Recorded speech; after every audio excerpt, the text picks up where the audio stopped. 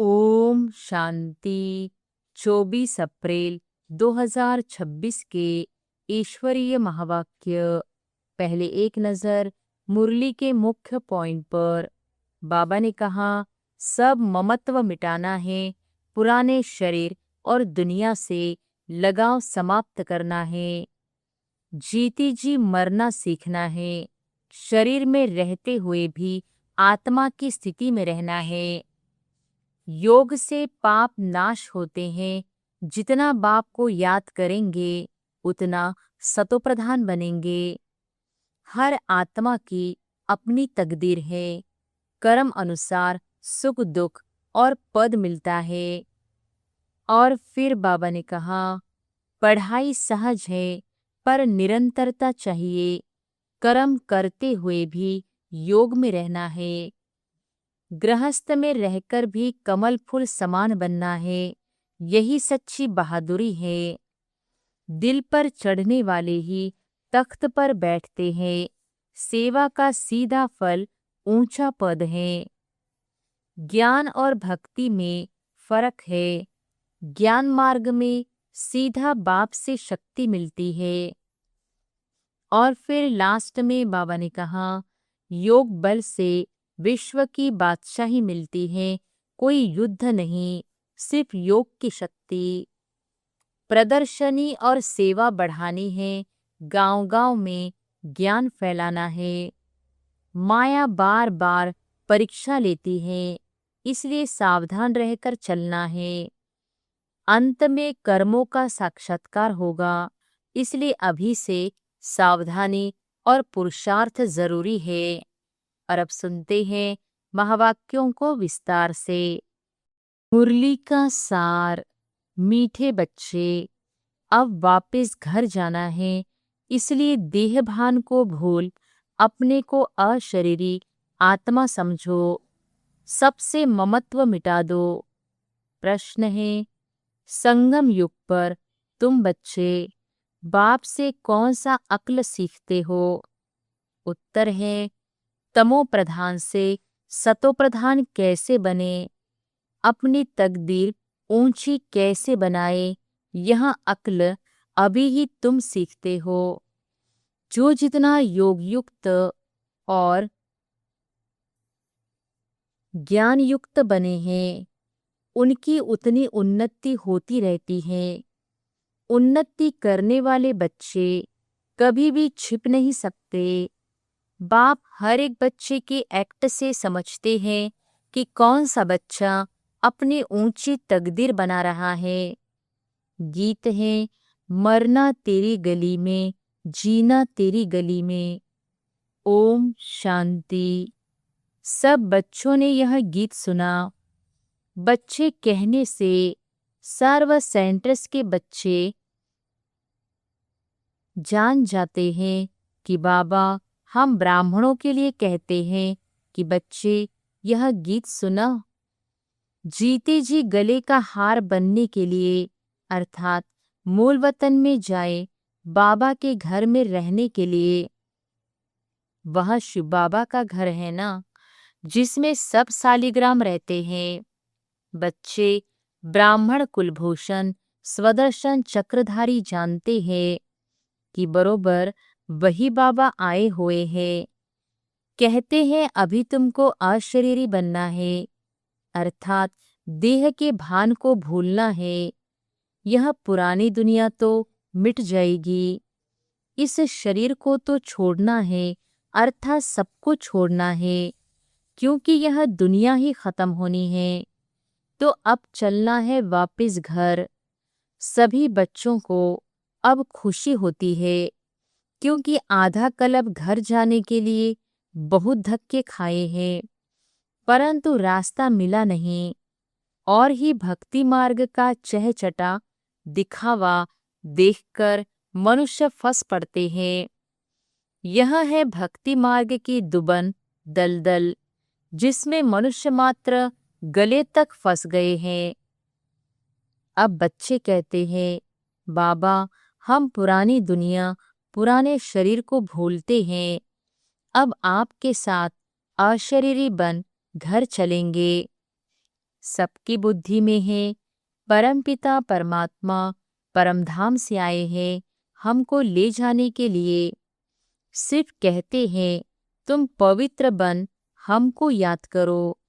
जीती जी मरना है। तुम जानते हो वहाँ घर में आत्माएं रहती है, सो भी आत्मा तो बिंदी है। निराकारी दुनिया में सब आत्माएं चली जाएंगी। जितने मनुष्य हैं उतनी आत्माएं वहां होंगी। आत्माएं उस महतत्व की कितनी जगह लेती है। शरीर तो इतना बड़ा है, कितनी स्पेस लेता है। बाकी आत्मा को कितनी जगह चाहिए। हम आत्माएं कितनी छोटी जगह लेंगी, बहुत थोड़ी। बच्चों को यह सब बातें बाप द्वारा सुनने का सौभाग्य अभी मिलता है। बाप ही बतलाते हैं कि तुम नंगे बिना शरीर के आए थे, फिर शरीर धारण कर पाठ बजाया। अब फिर जीती जी मरना है, सबको भूलना है। बाप आकर मरना सिखलाते हैं। कहते हैं अपने बाप को, अपने घर को याद करो, खूब पुरुषार्थ करो। योग में रहने से पाप नाश होंगे। फिर आत्मा तमोप्रधान से सतोप्रधान बन जाएगी। इसलिए बाप राय देते हैं।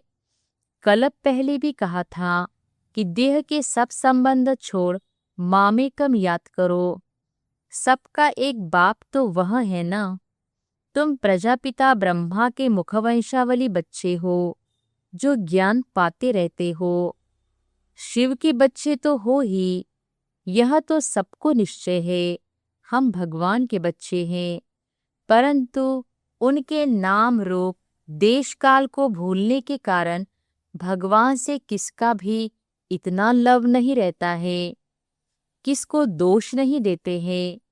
यह भी ड्रामा में नोंद है। बाप समझाते हैं कि तुम आत्मा कितनी छोटी बिंदी हो, उसमें 84 जन्मों का पाठ नोंदा हुआ है। कितना वंडर है, आत्मा कैसे शरीर लेकर पाठ बजाती है। अभी तुमको बेहद के पाठ का पता पड़ा है। यह ज्ञान और कोई को नहीं है। तुम भी देह अभिमानी थे, अभी कितना पलटा खाया है। वह भी हर एक की तकदीर पर है। कल्प पहले वाली तकदीर का अब साक्षात्कार हो रहा है। दुनिया में कितने ढेर मनुष्य हैं, हर एक की अपनी तकदीर है। जैसा जैसा जिसने कर्म किया है उस अनुसार दुखी, सुखी, साहूकार, गरीब बनते हैं। बनती आत्मा है। आत्मा कैसे सुख में आती है, फिर दुख में आती है, यह बाप बैठ समझाते हैं। तमो प्रधान से सतो प्रधान बनने का अक्ल बाप ही सिखाते हैं। कल्प पहले मुहाफिक जितना जिसने अक्ल पाया है उतना ही अब पा रहे हैं। पिछाड़ी तक हर एक की तकदीर को समझ जाएंगे। फिर कहेंगे कल्प कल्प ऐसे ही हर एक की तकदीर रहेगी। जो अच्छा योग युक्त ज्ञान युक्त होगा वह सर्विस भी करता रहेगा। पढ़ाई में सदैव उन्नति होती रहती है। कोई बच्चे जल्दी उन्नति को पा लेते हैं, कोई बहुत माथा खपाते हैं। यहाँ भी ऐसे है। कल्प पहले मुहाफिक जो उन्नति करते हैं वह छिपे नहीं रह सकते। बाप तो जानते हैं ना, सबका कनेक्शन शिव बाबा से है। यह भी बच्चों के एक्ट देखते समझ जाते हैं, तो वह भी देखते हैं। इनसे भला कोई छिपाए, परंतु शिव बाबा से तो छिपा नहीं सकेंगे। भक्ति मार्ग में ही परमात्मा से नहीं छिपा सकते, तो ज्ञान मार्ग में कैसे छिपा सकते। बाप समझाते रहते हैं, पढ़ाई तो बहुत सहज है, कर्म भी करना है, रहना भी मित्र संबंधियों के पास पुरानी दुनिया में है। वहां रहकर मेहनत करनी है, यहाँ रहकर पुरुषार्थ करने वालों से वहाँ घर में रहकर पुरुषार्थ करने वाले तीखे हो सकते हैं। अगर ऐसी लगन है तो शास्त्रों में अर्जुन और भील का मिसाल है ना। भले भील बाहर का रहने वाला था, लेकिन अभ्यास से वह अर्जुन से भी तीर चलाने में होशियार हो गया। तो गृहस्थ व्यवहार में रहे, कमल फूल समान रहना है। यह भी तुम मिसाल देखेंगे। गृहस्थ व्यवहार में रहे, बहुत अच्छी सर्विस कर सकते हैं। वह जास्ती वृद्धि को पाते रहेंगे। यहाँ रहने वालों को भी माया छोड़ती नहीं है। ऐसे नहीं कि बाबा के पास आने से छूट जाते हैं। नहीं, हर एक का अपना अपना पुरुषार्थ है। गृहस्थ व्यवहार में रहने वाले यहाँ रहने वालों से अच्छा पुरुषार्थ कर सकते हैं, बहुत अच्छी बहादुरी दिखा सकते हैं। उनको ही महावीर कहा जाता है, जो गृहस्थ व्यवहार में रहकर कमल फूल समान बनकर दिखाए। कहेंगे कि बाबा आपने तो छोड़ा है। बाबा कहते, हमने कहाँ छोड़ा है, मुझे ही छोड़ कर गए हैं।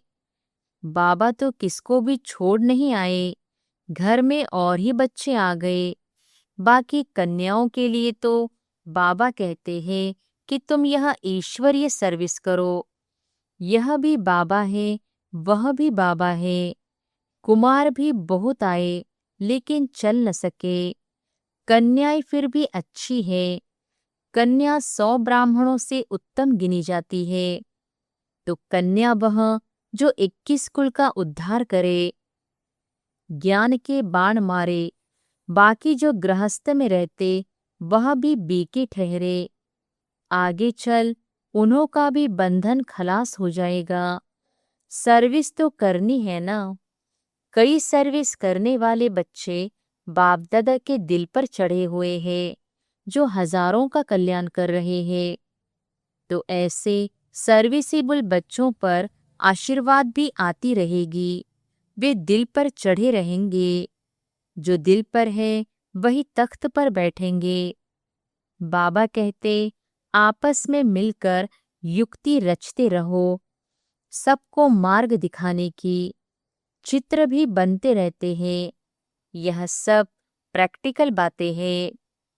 अभी तुम समझाते हो कि परमपिता परमात्मा निराकार है, वह भी बिंदी है, परंतु वह नॉलेजफुल पतित पावन है। आत्मा भी बिंदी है, बच्चा फिर भी छोटा होता है। बाप और बच्चे में फर्क तो होता है ना।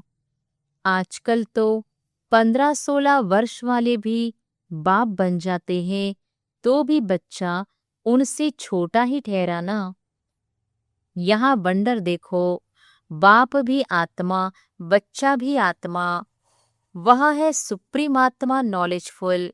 बाकी सब अपनी पढ़ाई अनुसार नीच व ऊंच पद पाते हैं। सारा मदार है पढ़ाई पर। अच्छा कर्म करने से ऊंच पद पा लेते हैं। अभी तुम बच्चों को सृष्टि के आदि मध्य अंत का ज्ञान है। स्वर्ग में सिर्फ भारत ही था और कोई खंड नहीं था। तो छोटी न्यू इंडिया में अपना स्वर्ग दिखाए। जैसे द्वारिका नाम नहीं, लक्ष्मी नारायण की डिनाइस्टी का राज्य लिखना चाहिए। बुद्धि भी कहती है, सतयुग में पहले डीटी डिनाइस्टी का राज्य होगा। उनके गांव होंगे, छोटे छोटे इलाके होंगे। यह भी विचार सागर मंथन करना है। साथ साथ शिव बाबा से बुद्धि का योग भी लगाना है। हम याद से ही बादशाही लेते हैं, याद से ही कट उतरनी है। इसमें ही सारी मेहनत है। कईयों की बुद्धि बाहर में धक्का खाती रहती है। यहाँ बैठे भी सारा समय याद में नहीं रह सकते हैं।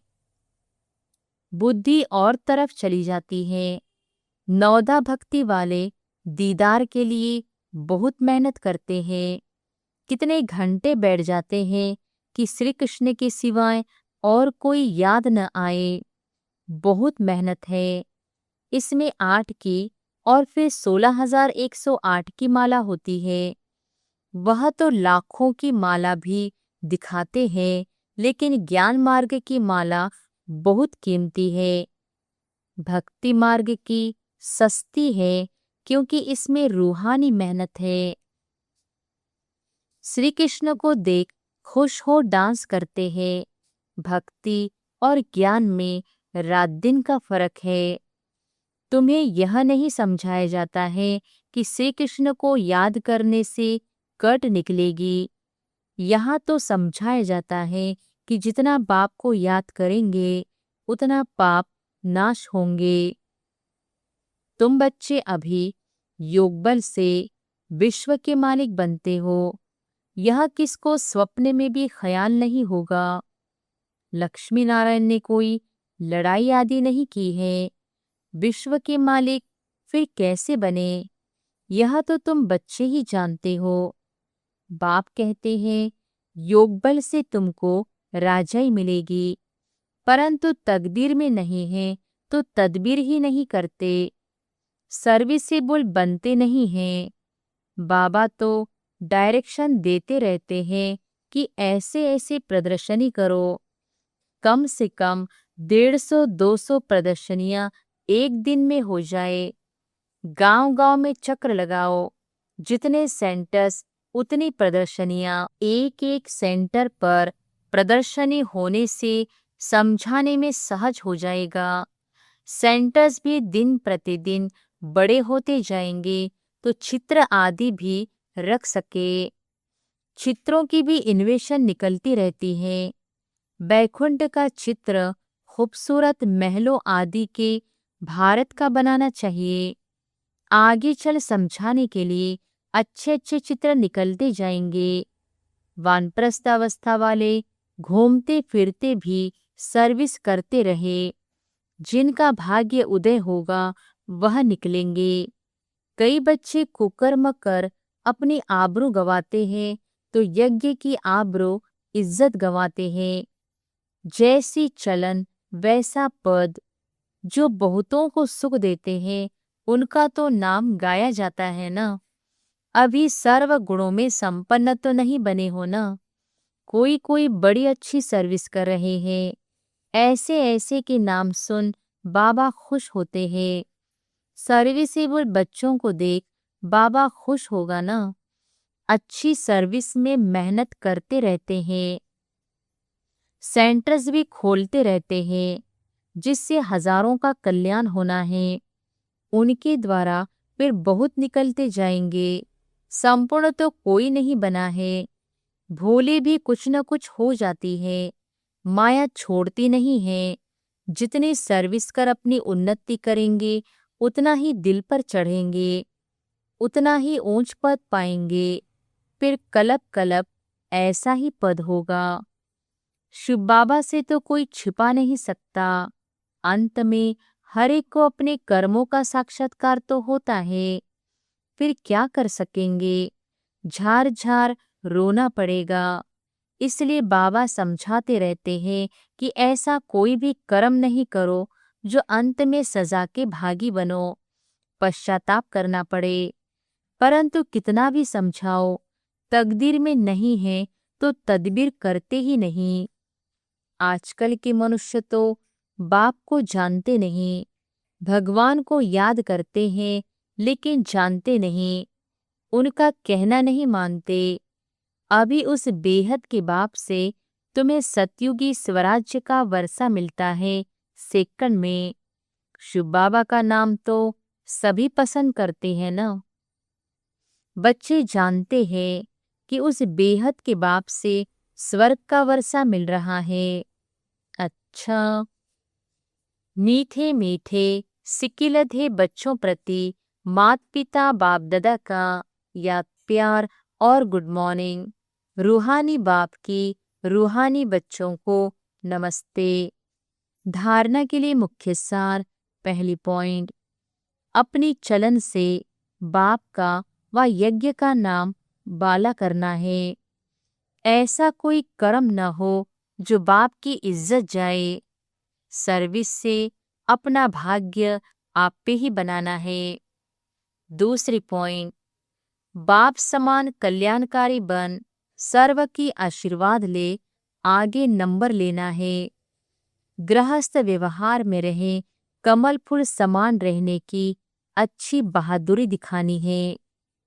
वरदान है, सतोप्रधान स्थिति में स्थित रहे सदा सुख शांति की अनुभूति करने वाले डबल अहिंसक भव। सतोप्रधान स्थिति में स्थित रहे सदा सुख शांति की अनुभूति करने वाले डबल अहिंसक भव। सदा अपने सतोप्रधान संस्कारों में स्थित रहे सुख शांति की अनुभूति करना, यह सच्ची अहिंसा है। हिंसा अर्थात जिससे दुख अशांति की प्राप्ति हो। तो चेक करो कि सारे दिन में कभी भी किसी भी प्रकार की हिंसा तो नहीं करते। यदि कोई शब्द द्वारा किसकी स्थिति को डगमग कर देते हो तो यह भी हिंसा है। यदि अपने सतोप्रधान संस्कारों को दबाकर दूसरे संस्कारों को प्रैक्टिकल में लाते हो तो यह भी हिंसा है। इसलिए महिंदा में जाकर महान आत्मा की स्मृति से डबल अहिंसक बनो। स्लोगन है, सत्य के साथ असत्य मिक्स होते ही खुशी गायब हो जाती है। सत्य के साथ असत्य मिक्स होते ही खुशी गायब हो जाती है। ये अव्यक्त इशारे महान बनने के लिए मधुरता और नम्रता का गुण धारण करो। आपका एक एक बोल अलौकिक है, फरिश्तों के समान हो। हर बोल मधुर हो। इस बात पर अभी अंडरलाइन करो, तब प्रत्यक्षता होगी। क्योंकि अभी तक वाणी की शक्ति व्यर्थ जा रही है। इसलिए वाणी में जो बाप को प्रत्यक्ष करने का जौहर व शक्ति होनी चाहिए वह कम है। वाचा को व्यर्थ से बचाओ तो बाप को प्रत्यक्ष करने का आवाज बुलंद होगा। अच्छा, ओम शांति।